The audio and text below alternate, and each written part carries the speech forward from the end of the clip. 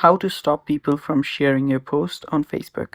Hello guys, this is Atticus and welcome back to another video.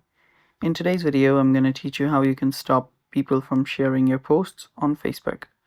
So before we begin, if you guys are new to our channel, head down below and hit the subscribe button so you don't miss out on our future videos. Now let's begin. First, open up your Facebook and go to your profile icon on the bottom. Now you should be on your menu. Now tap on the settings icon on the top right corner. After you've done that, you can then scroll down, and after you scroll down you should find an option called profile and tagging. Head over there, and there you'll see an option that says allow others to share your posts on their story. So make sure that you've turned this button off.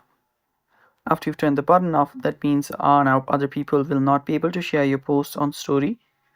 And finally, if we head over to our profile, and if we scroll down and find our posts, what we can do is we can tap on the three dots on the top right and then tap on edit privacy.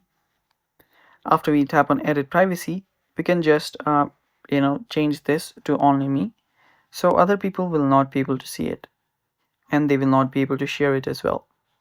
And that's how you can stop people from sharing your post on Facebook.